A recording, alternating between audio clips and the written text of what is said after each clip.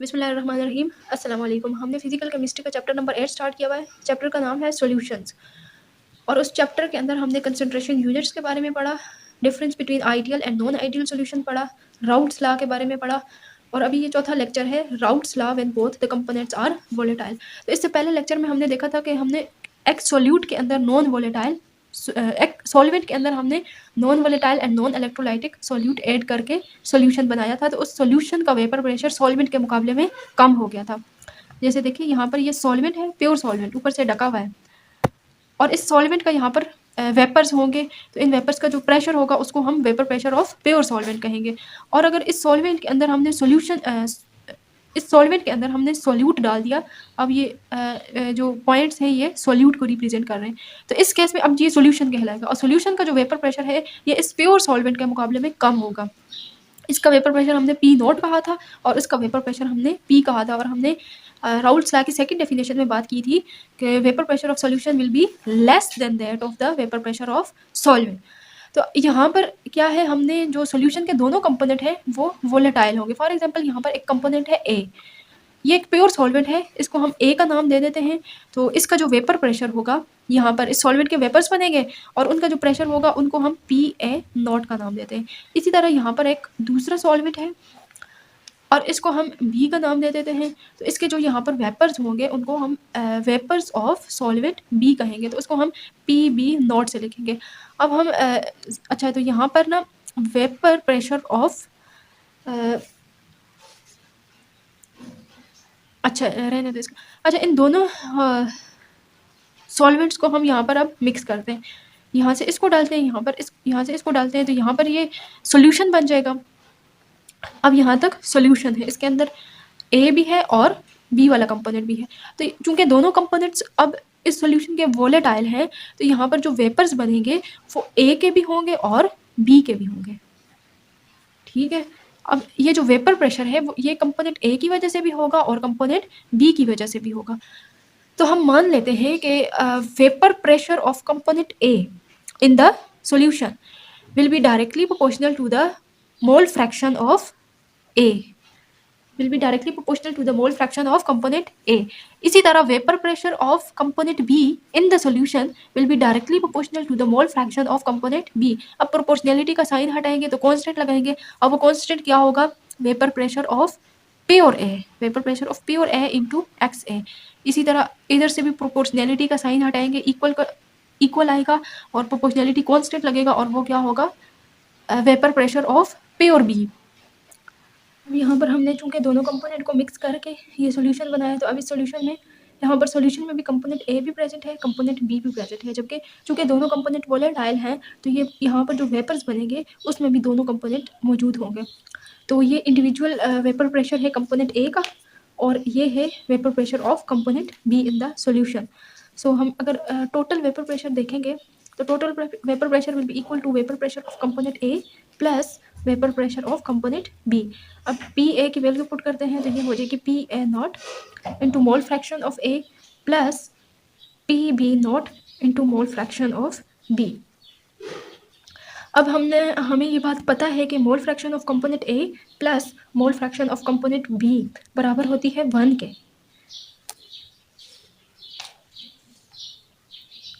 तो यहाँ से हम mole fraction of component B की वैल्यू निकाल सकते हैं, which will be equal to 1 minus X A.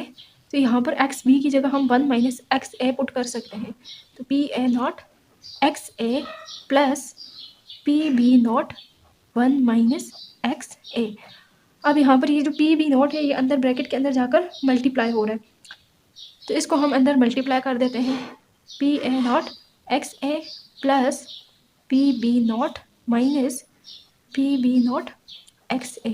अब ये जो एक्स ए वाली टर्म है इनको हम एक साथ लिख लेते हैं, ये इधर आ जाएगी, तो minus P B naught X A plus P B naught. X A को यहाँ पर कॉमन ले लेते हैं, एक्स ए कॉमन गया तो P A not minus P B not plus यहाँ पर आ जाएगा पी बी नॉट और इक्वेशन के इस साइड पे पी टी ही है। अब इसको थोड़ा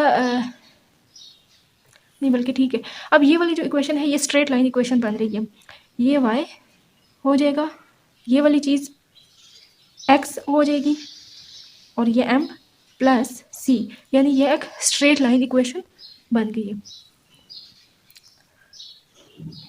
देखिए यहाँ पर हमने इसको एज इट इज़ लिया है, इस पी बी नोट को ब्रैकेट के अंदर मल्टीप्लाई कर दिया है, तो ये P B naught minus P B naught X A, ये यहाँ पर मल्टीप्लाई हुआ है।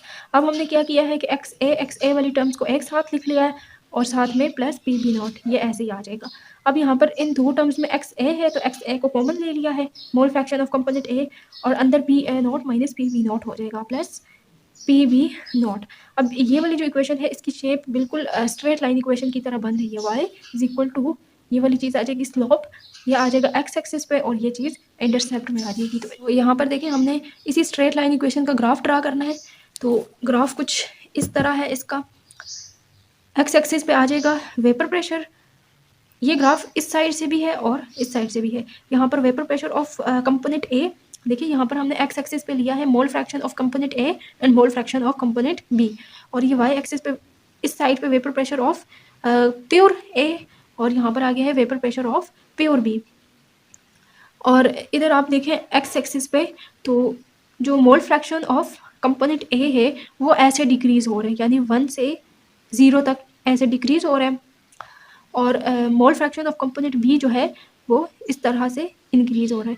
अब इस ग्राफ में आप देखें तो इसकी जो स्लोप है वो आ रही है P A not minus P B not, और इंटरसेप्ट इस साइड से जो है वो पी बी नॉट आ रहा है।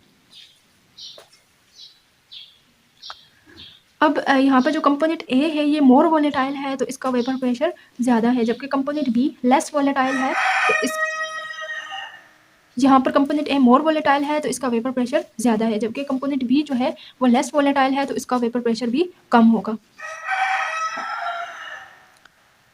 अब देखिए ये एक्स एक्सिस पे हमने, अब देखिए यहाँ पर ये जो एक्स एक्सिस है हमने इस पर डिफरेंट सॉल्यूशंस हैं, ये एक्स एक्सिस पे डिफरेंट सॉल्यूशन है और यहाँ पर ये कंपोजिशन बताई हुई है। फॉर एग्जांपल इस पॉइंट पे 10% बी वो कंपोनेंट होगा और 90% ए वाला कंपोनेंट होगा, और ये वाली जो लाइन है ये वेपर्स के लिए है जो कि सॉल्यूशन के ऊपर बने हुए। तो हम अगर सिर्फ कंपोनेंट ए का कंट्रीब्यूशन वेपर्स में और या सिर्फ कंपोनेंट बी का, तो अगर हमें वेपर्स में सिर्फ कंपोनेंट ए या फिर कंपोनेंट बी का कंट्रीब्यूशन मालूम करना हो तो हम इस तरह से लाइंस ड्रा करेंगे। ये देखें यहाँ पर ये एक लाइन ऐसे ड्रा की गई है और एक लाइन ऐसे। अब ये वाली लाइन जो है ये बता रही है contribution of component B to the vapours, और ये वाली लाइन जो है ये contribution of component A to the vapours. अब चूंकि बी वाला कंपोनेंट ऐसे इंक्रीज हो रहा है और यहाँ पर ये अगर आप देखें तो वेपर प्रेशर भी इंक्रीज हो रहा है, तो ये वाला जो इंक्रीज है ये कंपोनेंट बी की वजह से इंक्रीज है, जबकि ये वाला जो इंक्रीज आ रहा है वेपर्स के प्रेशर में तो ये कंपोनेंट ए की वजह से आ रहा है। अब फॉर एग्जांपल इस कंपोजिशन का सॉल्यूशन हम देख लेते हैं, जबकि कंपोनेंट बी जो है वो 30% है और कंपोनेंट ए 70% है, और हम मालूम करना चाह रहे हैं कि कंपोनेंट बी का कितना कंट्रीब्यूशन है वेपर्स में और कंपोनेंट ए का कितना कंट्रीब्यूशन है। तो हम देखें इस तरह से एक स्ट्रेट लाइन ड्रा करेंगे यहाँ पर। तो ये वाली जो स्ट्रेट लाइन है ये जो कंपोनेंट बी का कंट्रीब्यूशन था वेपर्स के लिए उसको यहाँ पर कट कर रही है, जबकि कंपोनेंट ए वाली जो कंट्रीब्यूशन है उसकी लाइन को यहाँ पर कट कर रही है। तो ये वाला यहाँ से लेकर यहाँ तक ये जो 30% आ रहे हैं ये कंट्रीब्यूशन ऑफ कंपोनेंट बी है, जबकि यहाँ से लेकर यहाँ तक जो कंट्रीब्यूशन आ रहे हैं वो कंपोनेंट ए का है। सॉरी, देखिए यहाँ से लेकर यहाँ तक कंपोनेंट ए का कंट्रीब्यूशन है यहाँ से लेकर यहाँ तक, क्योंकि ये वाली जो लाइन है ये वाली जो डॉटेड लाइन है ये कंपोनेंट ए के कंट्रीब्यूशन को शो कर रही है। तो यहाँ से यहाँ तक कंपोनेंट ए का कंट्रीब्यूशन है टुवर्ड द वेपर्स, और ये वाली जो लाइन है ये कंपोनेंट बी का कंट्रीब्यूशन शो कर रही है। तो ये वाला इतना कुछ फासला और ये बराबर है, तो ये कंपोनेंट ए का कंट्रीब्यूशन है और ये कंपोनेंट बी को कंट्रीब्यूशन है। तो टोटल जो वेपर प्रेशर है उसमें कंपोनेंट ए का कंट्रीब्यूशन इतना है जबकि कंपोनेंट बी का कंट्रीब्यूशन इतना है। इसी तरह बाकी हर एक डिफरेंट कंपोजिशन के सॉल्यूशंस में हम कंपोनेंट ए का कंट्रीब्यूशन और कंपोनेंट बी का कंट्रीब्यूशन मालूम कर सकते हैं। अगर हम वो वाला पॉइंट चाहते हैं जहाँ पर वो वाला पॉइंट नोट करना चाहते हैं जहाँ पर कंपोनेंट ए और कंपोनेंट बी का बराबर कंट्रीब्यूशन है वेपर्स की फॉर्मेशन में, तो हमने वो पॉइंट देखना होगा जहाँ पर ये वाली और ये वाली यानी कंपोनेंट ए वाले का जो कंट्रीब्यूशन है उसकी लाइन और कंपोनेंट बी का जो कंट्रीब्यूशन है उसकी लाइन जहाँ पर एक दूसरे को क्रॉस करती हैं। तो ये वाला वो पॉइंट होगा जहाँ पर 50% कंट्रीब्यूशन ऑफ कंपोनेंट ए होगा toward the vapour and 50% contribution of component B toward the vapour pressure. तो इस कंपोजिशन के सॉल्यूशन में ये वाली जो पर्टिकुलर कंपोजिशन है, अब ये कंपोजिशन क्या बन रही है, 38% इसके अंदर है जी 38% ए और 62% बी वाला कंपोनेंट। ये वाला 38% contribution of A and 62% contribution of B. तो इस कंपोजिशन का अगर आप सोल्यूशन लेंगे तो उसके ऊपर जो वेपर्स होंगे उनमें 50% ए के होंगे और 50% बी के। तो ये वाला पॉइंट बहुत इंपॉर्टेंट है। अगले जो हम एजियोट्रॉप्स एंड एजियोट्रॉप्स जब पढ़ेंगे तो इस पॉइंट को यानी इस कंपोजिशन वाले मिक्सचर को बार बार डिस्कस किया जाएगा, तो इसको आपने नोट करके रखना है।